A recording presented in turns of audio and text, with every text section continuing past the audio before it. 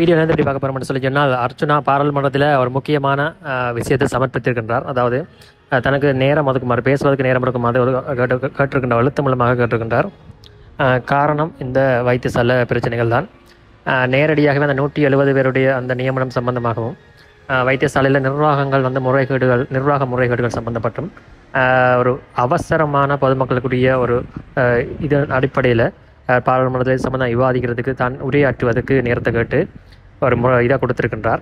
அது சரிவரும் பட்சத்தில் இன்றைய அர்ச்சுனா இந்த பிரச்சனை நேரடியாகவே அதில் உரையாற்றுறதுக்குரிய வாய்ப்பு கிடைக்கும் அப்படின்னு சொல்லப்படுகிறது.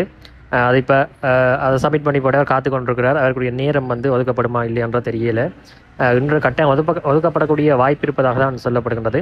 அப்படின்னு சொல்லி சொன்னால் கட்டாயம் பெரிய அளவில் சில விடயங்கள் வழியில் வரக்கூடிய வாய்ப்பு, இதுவரைக்கும் வழியில் சொல்லாத சில விடயங்கள் பாராளுமன்றத்தில் சொல்கிறதுக்குரிய வாய்ப்பும் இருக்கிறது. காரணம் அங்கே அவருக்கு முழு சுதந்திரம் இருக்கிறது. நிச்சயம் எல்லாத்தையுமே சொல்லிக் கொள்றதுக்கும் அதை நிறைய பேர் அங்கே சரியான மக்கள் பிரதிநிதிகள் அங்கே இருக்கிறார்கள் கேட்கறதுக்கு. அப்படியாக பார்க்கலாம் இது என்ன அடுத்த கட்டம் என்ன நடக்கப்போ அப்படின்னு சொல்லியும். எம்பி சப்மிட் பண்ண அந்த விடயத்தில் எப்படி தொண்டை நியமனம் வழங்கப்பட்டிருக்கிறது சம்பந்தப்பட்ட சுகாதார அமைச்சின் கேள்விகள் என்ன, அது தொடர்பாக அவர்களுக்கு வேதனங்கள் இல்லாமல் அதாவது கொடுக்கப்பட்ட போலியான வாக்குறுதிகள், அவர்கள் எந்த இதுவும் இல்லாமல் தொடர்ச்சியாக வேலை செய்தது, அதே போல் நிர்வாக முறைகேடுகளால் அவர்கள் பாதிக்கப்பட்ட விதங்கள் சம்பந்தமாகவும் சில பேருடைய பெயர்களையும் குறிப்பிட்டு தான் அர்ச்சுனா அதை சப்மிட் பண்ணியிருக்கிறார்.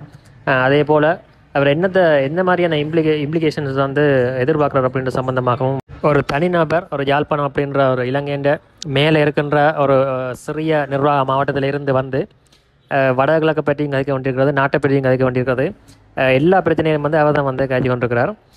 எக்கச்சக்கமான விஷயங்கள் அவருக்கு முறைப்பாடுகளாக போய் கொண்டிருக்கிறது. அதே போல் மக்களும் எந்த பிரச்சனையாக இருந்தாலும் அர்ச்சுனா தான் கதைக்கணும் அப்படின்ற மாதிரி தான் இருக்கிற காரணம் அவர் கதைக்கிற ஸ்டைல், கதைக்கிற விதங்கள் சாதாரண மக்களை கவர்ந்திருக்கிறது. சாதாரண மக்கள் மத்தியில் மிகப்பெரிய ஆதரவு